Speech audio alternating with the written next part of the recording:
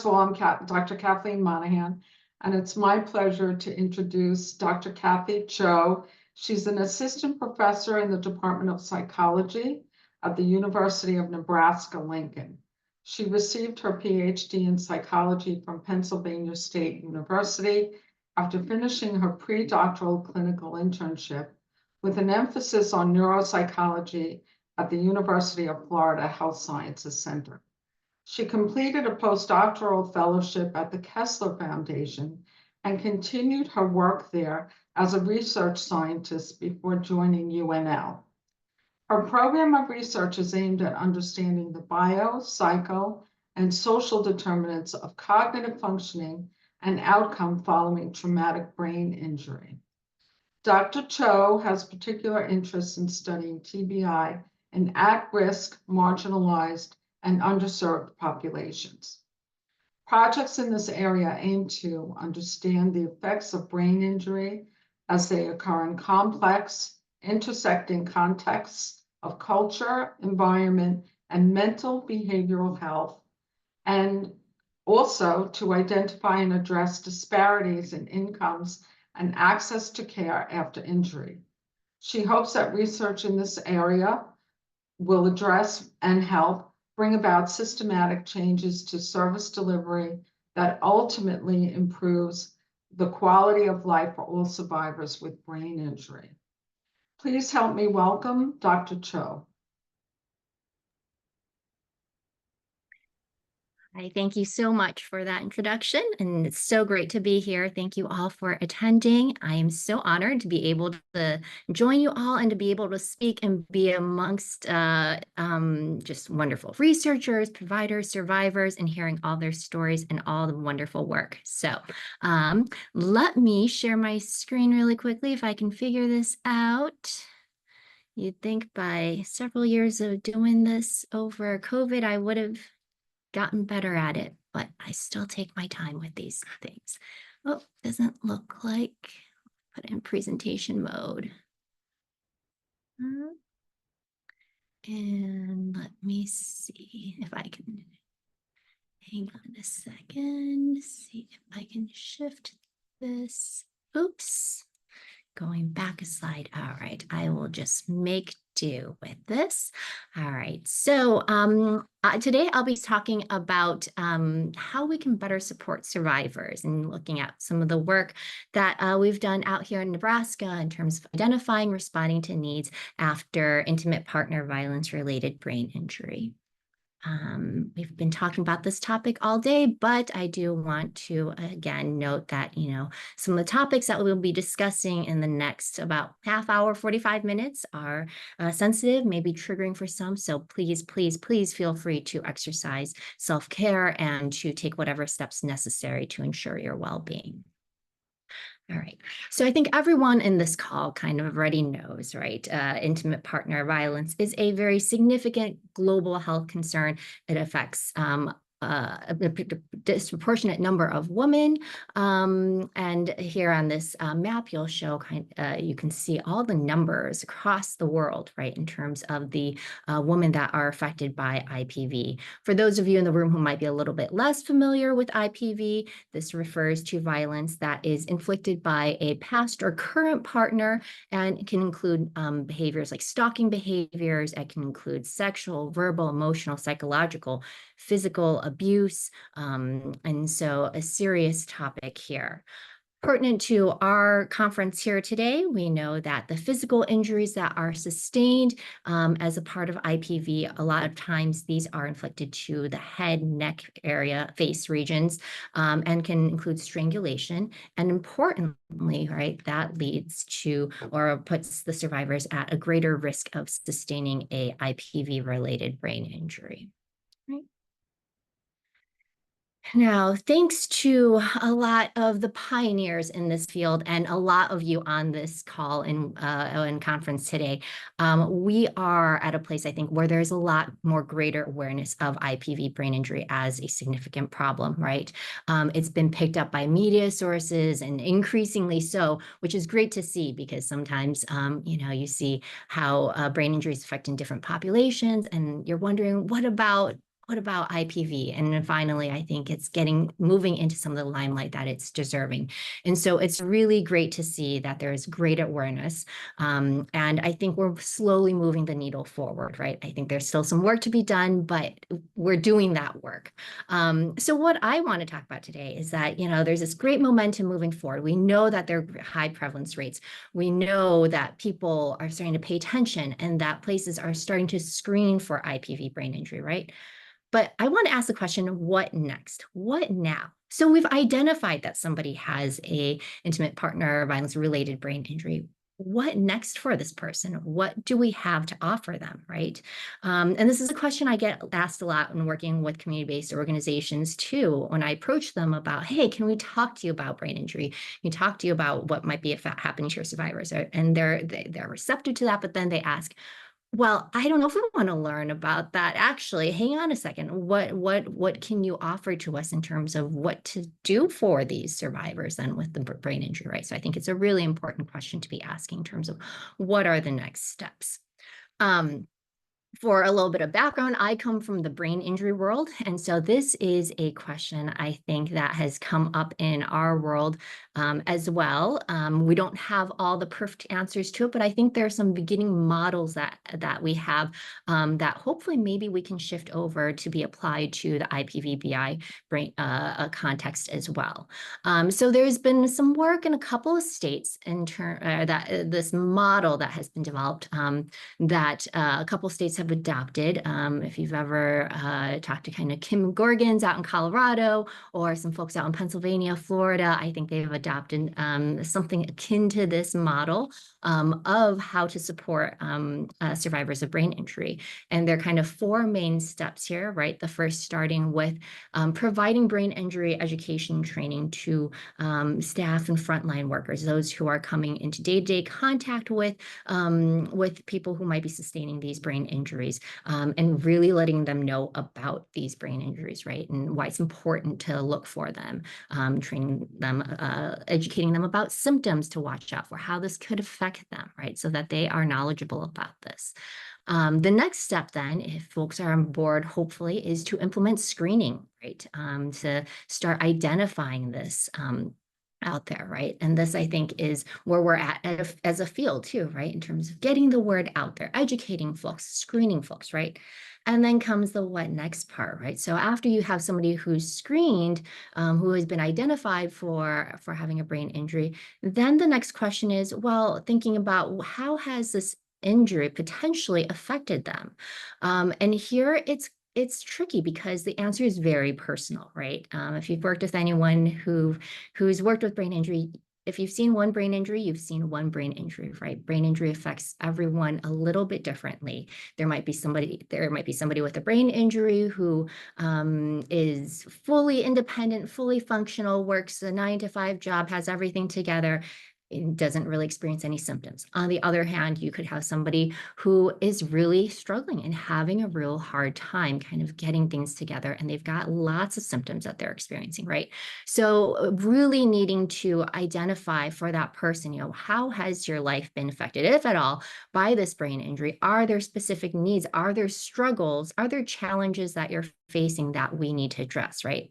And then finally, this last piece then is identifying those needs and addressing them. What can we do to help get those needs met, to address those needs, right?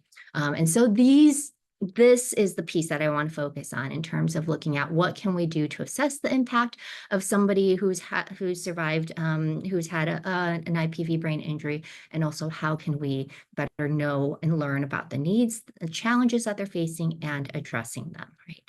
And so I'm going to share a little bit of work that we've been doing here in the heartland of the United States in Nebraska, totally equidistant from both coasts, so right here in the middle of the states. Just a couple projects that we're doing to look at these issues. All right. So I talked about assessing impact, right? In terms of it's important to identify for the person, how is this brain injury affecting you? What can we do for you, right? And one aspect of functioning, or one aspect of kind of looking at how this person might be affected by the brain injury, is looking at their cognitive functioning. Cognitive functioning, just really a fancy word for mental thinking abilities, right? These are things like your ability to pay attention, your ability to remember things, your ability to plan, organize, multitask, all really critical though for being able to function day to day, right? So think about almost any chore, anything that you're doing day to day, right? That's going to require a lot of cognitive functioning. Think, for example, getting a meal together, right? You're going to have to remember where all the pots and pans are in your kitchen. Where do you keep the spices? What drawer do you keep the vegetables that you need to get out to make your meal? When you're making this meal, if you're following a recipe, can you read the recipe? Can you get through and follow through and not lose track of where you are, right? While you're putting together this meal, you might have to multitask, keep an eye on what's on your stove and on the burner while you're chopping vegetables. And if you're like me and you have 2 little kids who are running in and out of the kitchen, you got to keep a track of them and make sure that they're not getting into trouble, right? So multitasking, all of this, all these mental abilities that really play a key role in your ability to kind of function day to day. We know that these cognitive functions kind of rely on the brain, right? So for every cognitive function we have, there's probably a structure or a region of structures that support it, right? I remember when smartphones came out, there's like, if you want to do anything, that people would say, oh, there's an app for that, right? So if you think about cognitive functioning, oh, there's a brain structure, a brain region for that. The brain really is what's underlying or facilitating your ability to perform these cognitive functions, right? So naturally then when there is a disease process or there's an injury to this brain, then we see cognitive functioning kind of break down, or you see folks having challenges with cognitive functioning. And this is what we've seen in IPV brain injury as well, right? We know from a lot of research that's gone on, starting out with some the groundbreaking work that Eve Valera and Howard Birnbaum did all the way back in 2003, right? One of the first studies documenting that there are some cognitive changes that occur, or cognitive difficulties that occur for these survivors with IPV brain injury. All the way up to more recent studies, Sarah Raskin the last year publishing on some work being done on non-fatal strangulation. And even earlier, really exciting to hear the work of our trainees, right? The future generation taking on this work and showing with the data that, yes, cognition is something that we need to be paying attention to, right? But with cognition, we know from the research that it's important, but practically speaking, how do we get to assessing cognition? How does one learn about how they're doing cognitively, right? Clinically, this is usually done with a neuropsychological evaluation that includes sitting down next to or across from a neuropsychologist or somebody who's trained to administer these specialized cognitive tests to kind of figure out where you're functioning, right? And so the next key step you would think in terms of figuring out where somebody's functioning is, okay, so they screen positive for a brain injury. They might have had this brain injury. Let's find out, can we get them a neuropsych eval, right? And this was kind of the brainchild or the brilliant idea that our director of the Brain Injury Alliance in Nebraska had for a project a couple years ago. She was thinking, well, can we get shelters to kind of partner with us to see if we can implement neuropsych evals or neuropsych assessments into the shelter setting, and can we learn about what this process looks like, right? So I had a really unique opportunity to collaborate with her and some other team members on this project, where we first went in and to participating shelters, and we trained their staff members on brain injury, gave them kind of a brain injury 101 presentation where we taught them and educated them about brain injury and IPV-related brain injury, and also taught them how to administer the modified HELPS brain injury screener. Really quick and dirty tool that can easily tell you, is there a possibility of brain injury here? For the individuals there at the shelter, they administered these screeners too, and for those individuals who screened positive, they were then referred for a neuropsychological evaluation. the individuals who are interested in the neuropsych evaluations are invited to come in and do just that. They sat down with neuropsychologists, myself being one of them on the team, for a clinical interview, and also we administered some neuropsychological tests with these survivors, and then also gave them some follow-up and feedback too in terms of how they did on the testing, and gave them some recommendations and strategies to how to address the findings that we found with their cognitive profiles. Then I think the really neat part of this was we went a step beyond that, and we had a public health scientist come in and join us, and she did interviews with people who were willing to talk with her, who had completed these neuropsych evals, to talk to her about what that process looked like, what it felt like to learn about having a brain injury, what it felt like to do the neuropsych test, what was their experience of it all, right? So I think that's a really neat piece in terms of us being able to learn from that, the survivor perspective, right? Of what does it feel like to go through all of this, right? Because from our minds as brain injury researchers, as brain injury advocates, we're like, this is the way to go. This is going to be helpful, but is it really? And we wanted to know from the perspective of the survivors. This, I think, in terms of another unique piece of this this project, was that it gave an opportunity for all of us to work in the space of advocacy, right? Usually I'm a researcher, I'm sitting behind spreadsheets and typing away, but this got me out and giving talks to staff members about, you know, brain injury education, being able to get out there and get the word out. So it allowed me to engage in some advocacy work. You got to provide services to individuals that might not have gotten the opportunity to receive those services. One, maybe they would have never gotten screened, wouldn't have known to do this, or I'll talk a little bit about this later. Neuropsych services, sometimes a drawback is they're hard to come by. So this may not be a service that they normally would have gotten, right? And being able to provide that to them was really a neat experience. And then finally, the research piece of this, right? As a researcher, being able to collect the data. And I think the different parts of the data, in terms of not, again, just looking at the numbers that were coming in, but that qualitative piece that our public health scientist was able to help us with, was really informative. So what did this all look like, right? With the shelter that we worked with, we were able to screen 171 women. About 91% of them reported having received a hit to the head or strangled, and 100 of them, or about 58% of those women, then screened positive for a probable brain injury. For those that screened positive, right, we then followed up with this invitation to do the neuropsych eval. And so 56 of those 100 women agreed to do the assessment. These women were about 36 years old, about 12 years of education, and complex histories, right? I don't think, you know, the longer and longer you work in the field of brain injury, you know that it's never just the brain injury. There's so much going on with the person. You have to consider context. For our sample here, we did see a high comorbidity of learning disability, learning disorder with these survivors, and also some substantial history of substance use in the past as well. All kind of just part of who we're working with, right?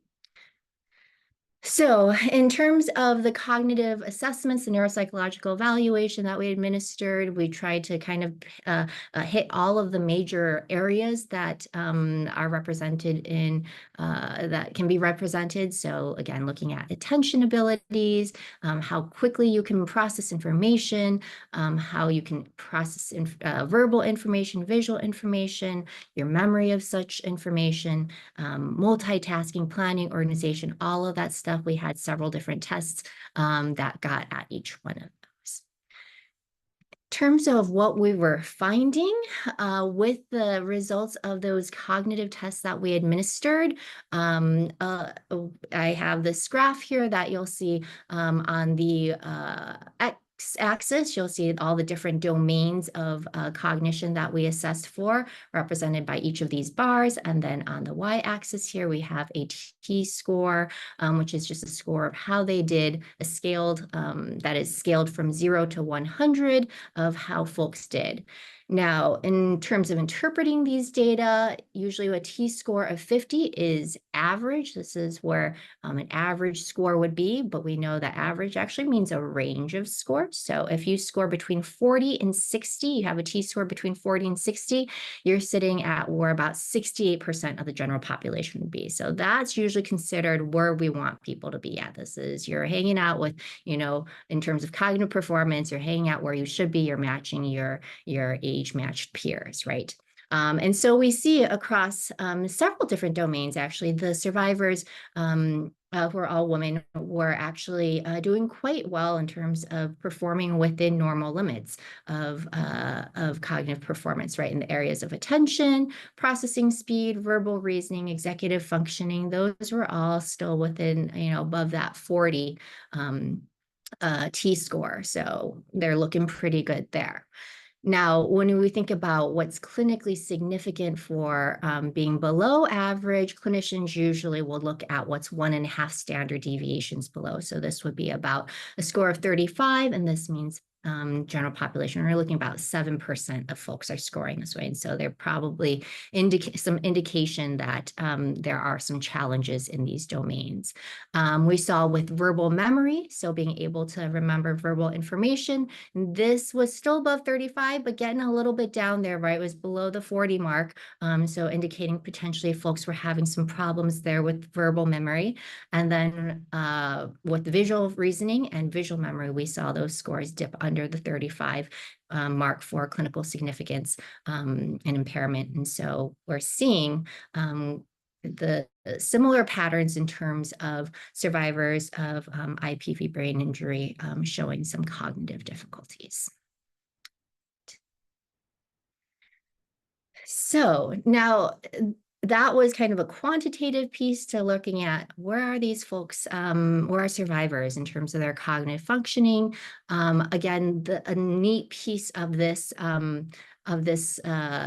project was now hearing from the survivors. What was your experience of this all, right? We got you, we screened you, we made you sit through these tests, and what did you think of it all, right? So this is Dr. Shireen Rajavram, who is our collaborator at UNMC, who led this portion of the study, and she was able to conduct one-on-one interviews with 10 of the survivors who had completed the neuropsych interviews. And she basically just asked, can you share with me, what was your experience? How did you feel when you were told that you might have had a brain injury, when you screened positive for having a brain injury, and when you were requested to do the follow-up assessment? And then also, what were your thoughts and feelings on that neuropsych eval that you did with the neuropsychologist, right? And so she transcribed all these interviews that she had. They were coded and then analyzed for some key themes. And this is kind of what she had found. In terms of talking to survivors about how they felt about completing the brain injury screening, right? Learning that they had a brain injury. Survivors felt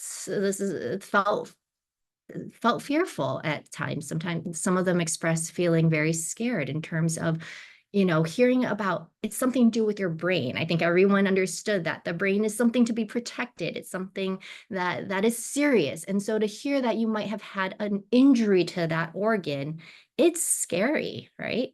Some of them expressed anger at their partners who had inflicted this violence on them and caused the brain injury. Some of them felt dejected and shamed. They felt like they were maybe at fault in terms of, I have read the transcripts of, one woman who shared that, people were telling me to get out of this relationship and I didn't, and now I have this brain injury, and feeling shame about that, right?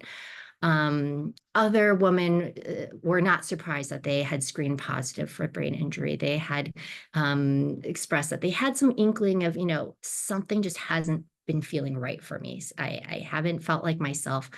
I'm not surprised that I have this brain injury, right? So that's kind of initially what they had expressed feeling once they learned about the positive screen. But these women also expressed feeling some relief, right? In terms of, finally, somebody has an explanation for me in terms of all these things that I'm feeling. I know I'm not going crazy now. I keep telling people I have these symptoms, but nobody believes me or nobody understands. And finally, somebody's listened and gets it, and and this could be part of why I'm feeling what I'm feeling or who I am, right? They also start feeling thankful in terms of finally, again, somebody listened and took the time to do this with us. And so there were some positive feelings that came from doing the screening as well. Just a couple of quotes from some of the women, right? One of them said that knowing what's wrong is like $1,000,000. I feel mad at all the stuff that's happened to me, but that's like $1,000,000 to know what is wrong, right? That relief of knowing like, oh, I'm not going crazy. That there, yes, there's something going on with me, but I have a name for it. I know what it is. I can move forward with that, right?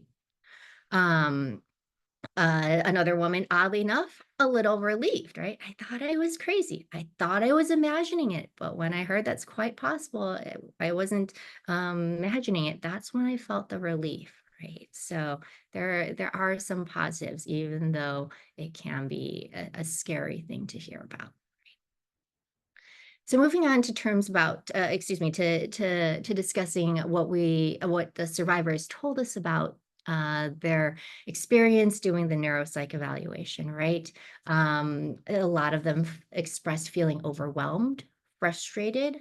This is not a walk in the park in terms of these cognitive tests. They're designed to push folks. We want to see what you're capable of, and so it's not surprising that folks are feeling like, just like this is a lot, and it's a lot of cognitive thinking, a lot of cognitive load and fatigue, and when you've got a brain injury, it can feel burdensome, right? Some also were a bit anxious, test anxiety in terms of it's maybe evaluative. Are people going to think poorly of me? And really embarrassed when they had an inclination that they were doing poorly. So they had some negative emotions uh, uh, associated with the testing. But they also expressed that receiving the results of the testing and having that feedback session, it gave them insight to what was going on, right? It gave them understanding because you're able to, point out to them, oh, the testing show that you do have some memory issues. And so this is what you need to do about it. Or, it shows that you have strengths in this area or other weaknesses in this area, right? It gave them the power of knowledge, right? So one woman commented, I didn't realize that I could remember that much stuff. It was kind of mind-opening to realize that I don't know as much. My brain's not working as well as I thought it was. Right? For some women, it gave them confidence, where before they might have thought that with a brain injury, that they were defective in some way or that something was wrong with them. But cognitive testing actually showed that they were doing quite well and that that they had a lot of strengths. And I think that gave them confidence to know that, I might have had this brain injury, but I can still do things. I've got my cognitive capacity here. And they could be confident in that.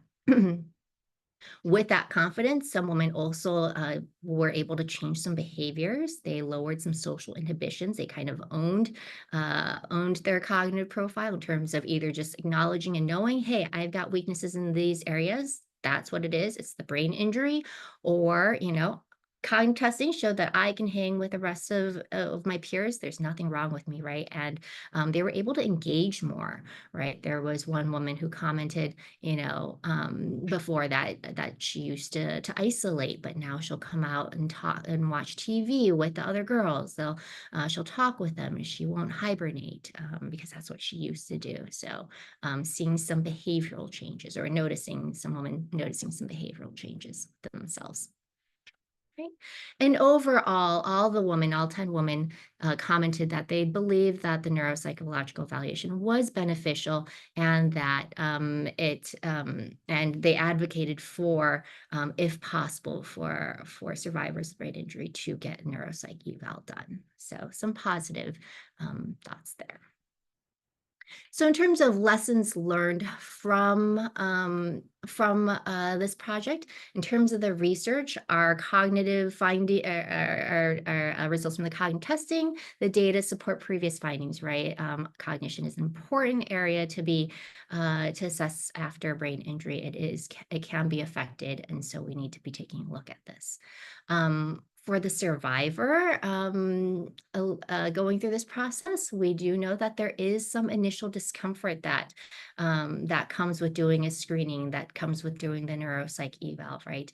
But on the whole, survivors did find that it was useful to better understand where they were at and to change their behaviors, right? And to at least know now, okay, this is what's going on. Here's how I can move forward with things. Some takeaway points for providers is thinking about how to approach screening and neuropsych eval or assessing needs, taking the time to acknowledge survivors and to listen to their stories. There are folks who commented on, this is the first time anyone's ever taken my symptoms seriously. This is the first, I've gone to doctors and they've written it off. Somebody told me, nope, you don't have dementia, case closed, right? This is the first time that somebody's listened. So take the time to do that and do it with empathy too, right? Remember, it can be really scary to learn that you've had a brain injury. And so, so handle that with sensitivity, right? And empathy. But I think you still want to engage with them, right? In terms of normalizing this. I think if we shy away from conversations, it becomes this taboo of, no, we're not going to talk about the brain injury. It's scary, right? In talking with some of the providers at the shelter who've done screenings, they've all said that you got to kind of turn into it and embrace it, and you normalize it. You talk about it, right? And it reduces the stigma. Okay. So for advocates working with survivors, thinking about the value of neuropsych evaluations and trying to promote these if you can. Again, I have a little asterisk there in terms of thinking about these services can be difficult to come by, so you may have to get a little bit creative about what can be done. And this is something to think about in the future in terms of, or the next step too, about accessibility. But also, if the survivor is willing to share with you what their cognitive strengths and weaknesses are, embrace that and use that, right? So if you know that you've got somebody coming in with memory issues, they shared with you, yeah, my memory is just not what it used to be, then make sure when you're working with them, give them handouts or repeat yourself, right? Try to think of how you can support them even in your work one-to-one with them, right? Then for the specialist, right? Neuropsychologist in this case, but I think it can kind of apply to other specialists in other fields as well, right? Thinking about how to increase accessibility of services to this group, right? In terms of, again, neuropsych, I think the more that I'm in this field, the more I think that it's got kind of this elitist flavor to it, right? We've got wait lists out the door. There's only a couple of us in the state. How do we make ourselves more accessible to this population? All right. So that is the first piece of our first project that I want to discuss. Switching gears now in terms of talking a little bit about addressing needs. And this is particular to needs in as survivors are kind of navigating the community, right? And this can be pretty broad. And there are services that help them do this in the community, right? In Nebraska, this is done by the Brain Injury Alliance of Nebraska, where they engage in resource facilitation or provide resource facilitation services. A lot of states, if you've got in the United States, at least, if you have a Brain Injury Alliance, a Brain Injury Association in your state, they're doing this work. It just might be another name, right? But basically, resource facilitation is this play off of a case management, case coordination model, where they have resource facilitators or staff members that work one-on-one with injury survivors to help kind of identify what are your barriers right now, what are your challenges, what are your struggles, and to navigate community resources that might be able to meet those needs, right? So kind of case management in terms of, okay, I hear that that you're having vision issues. I know of a optometrist who specializes or is responsive to brain injury. Let me hook you up with them, right? Or you have housing needs. You need to figure out finances to make ends meet with rent. Let's work on that, right? So they work one-on-one with these survivors, and this is available for free in states that offer this, right? And so this is a great way in terms of thinking out potential ways to meet needs. The neat thing about resource facilitation, it's been around for a while, but just now there's been more publications and research coming out showing some promising evidence of its ability to help improve outcomes, especially in populations that are looking at reentry into the community independently. So they've done a lot of work with vocational rehab, looking at folks who are trying to get jobs and finding that that this is helping folks to do that. And then also in the legal, for folks who are justice involved, there's a handful of papers that are coming, that have been published or are coming out. I know some of the researchers who are doing that work who are showing that with the use of resource facilitation, they're seeing lower recidivism rates and higher productivity in folks who are reentering into the community. So really promising and really great kind of resource that is out there, right? And so in Nebraska, like I said, the Brain Injury Alliance offers these services to the residents who have brain injury, including survivors of IPV brain injury. And they will work with you to kind of help figure out your needs and to address those needs. And so I took this opportunity to partner again with them and to examine the use of resource facilitation by survivors of IPV brain injury. And this was kind of an exploratory thing where it was like, can we use data that the BIA, the Brain Injury Alliance of Nebraska, is collecting to learn more about what this landscape looks like, right? I want to know who's using these services here in Nebraska. What are the demographics of the survivors that are using these services? What are their most frequently reported needs, right? So identifying what is it that folks are struggling with from their perspective, because this is them meeting with a resource facilitator saying, I've got problems in XYZ, I need help in these areas. So going back to the survivor to inform us in terms of what are your areas of needs, right? And looking at these needs and seeing if are they unique to somebody who's experienced brain injury from IPV versus another mechanism. So what we're finding here, try to breeze through this a little quickly. I think I have till the half-hour mark, right? So what we did was we partnered with Brain Injury Alliance to get their data that they keep on interviews that they do with folks to ask about their needs in the community. We reviewed data from individuals who contacted the BIA Nebraska for our services between December of 2023 to the September, and we extracted data for individuals whose first contact with the BIA was in regard to an injury that was sustained from domestic violence. Right. So first thing, looking at who's in our state is using this. What are the demographics? We had, I think the BIA reported back 304 total individuals in this time span between December and September that they served, and 21% of them were individuals with IPV brain injury. Average age here was about 40 years, but we had a big range here, right? 20s to 70s. And then not surprisingly, mostly women, but we did have a handful of men, and then there were a couple who chose not to report their gender identity. In terms of ethnic breakdown, this matches with kind of a little bit of the homogeneity of the ethnic makeup of our state, predominantly white, but we did have some individuals who reported as identifying as multiracial, and then 6% Latino, Hispanic, 3% African American, 2% Indigenous, and 2% chose not to respond. We looked at where were these folks residing. A lot of them were at home, but we did have some 14% that were incarcerated. Really interesting overlap there, right? And then some that were in shelter. And then something kind of unique to our state, we've knowing that we do serve a lot of folks out in rural areas. We found that 74% of these survivors were from rural areas, and then 25.8% were from more urban areas. A little bit more, these are folks who on average 1.65 injuries sustained, although there's a range of that and probably most likely underestimated, right?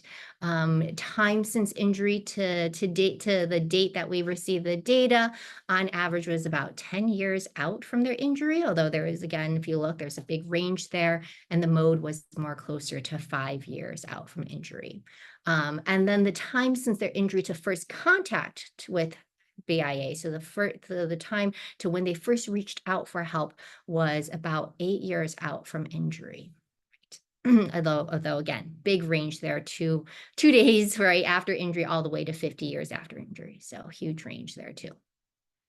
So Brain Injury Alliance, with their resource facilitators, when they talk with their clients, they code areas of need into all these different categories. They have like 51 codes of areas. We condensed that down to 24 areas because it just got too unwieldy, right? And so we condensed that down. We found that for survivors of IPV brain injury, typically about 2 needs being reported, although the range ranged from 1 need to 8. And in terms of looking at the frequency, we saw that financial needs and housing needs were taking kind of the top echelon, or not echelon, but they were the top reported needs, followed by brain injury, education, physical health, personal support, legal, and then it kind of trickles down, you can see, right? So we are seeing kind of this interesting breakdown of needs. In comparison to brain injury occurring from other mechanisms, we took just the data from the woman to try to control for kind of some gender issues that might occur. And just to kind of summarize, what we did find was that women with IPV brain injury were reporting more need, significantly more need in the areas of housing and financial need compared to a woman who just sustained a brain injury from a fall. Right. There were other areas, physical health was about similar, mental health a little bit more, but the rest of these areas were not statistically significant. I'm going to kind of breeze through this because I am ending on time just to get to kind of this endpoint to summarize things. What I did the takeaways.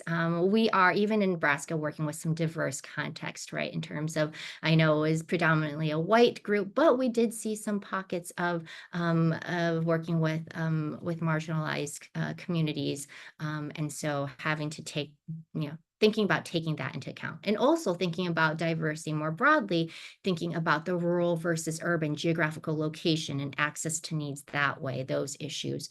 And also that sliver of folks who are incarcerated, right? This is kind of reflecting the data that Kim Gorgans gets out of Colorado, showing that, for those who are incarcerated, for women who are incarcerated, a lot of them have sustained IPV brain injury. Seeing that here too. We're seeing that these are chronic issues, things that need to be addressed. This isn't just kind of, I had the brain injury and 2 months later, I'm just fine, right? For some folks, it might be, but there are folks that are reaching out that are 5, 10 years out from injury who are still experiencing problems. And so we really need to think long-term about supporting these folks, right? And then finally, they do seem to have some unique needs, right? Those comparisons between a woman who sustained brain injury from a fall versus IPV, we are seeing some different needs, especially in that area of housing and finances. I'm going to go ahead and wrap up in case there were some quick questions, but just looking ahead, all right?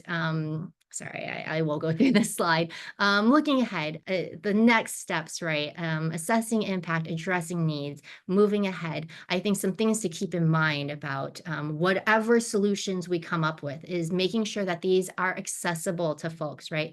Making sure that these are accurate and efficient, valid, measures, right? Or procedures. Making sure that they're sustainable, And then finally, that they are culturally sensitive, responsive, and appropriate. And with that, I will end. This was definitely a team effort. So lots of collaborators to thank, and also acknowledgement that the work in Nebraska that's done is on lands that are past, present, future home for a lot of Indigenous groups, which we are still trying to better understand. Thank you so much for allowing me to share this work with you that we're doing here in Nebraska. And I don't know if I've got time for questions, but I'll certainly take a look at Q&A, or I'll be around at the session afterwards to chat with whoever is interested. Kathy, thank you so much for this very exciting work that you're doing. I think that, you know, hearing survivors' voices is just so exciting. Absolutely. And getting their impressions of going through the neuropsych testing and what that's like, working with the shelters, training people. And then, of course, the comments about the neuropsych testing. There were several questions. One was, what does RF mean in your work? I think it's an abbreviation. I'm so sorry. Yes, it's resource facilitation, and that was just that case management, case coordination model. Again, if you're in the United States and you have a BI Alliance Association, they'll call it different things. Some states call it neuro resource facilitation, neuro facilitation. It goes by many different names, but the idea is this meeting one-to-one with somebody, with a staff member who can kind of assess your needs, talk to you about what your challenges are, and then plug you into resources that are existing in the community that are brain injury responsive. Just fantastic. They're great resource. And then there was another question about whether or not your testing is just really screening or a full comprehensive battery. And I think it is a full comprehensive battery, correct? It was a pretty comprehensive battery. I'm happy to go into nitty-gritty details with folks who are interested later. But something to think about is, you know, time and accessibility. If you can't afford a full eval, or, you know, you don't have access to somebody who can do this, is there something else that you can do? Is there a cognitive screener that works, right? Or different models for that. So this is where things get exciting in terms of what can we do, right? Yes. Absolutely. So if anyone has any questions, please make sure you put them in the chat for later on. And again, Kathy, thank you very much for your work. And I'm going to hand it over to Carrie. Yeah, thank you.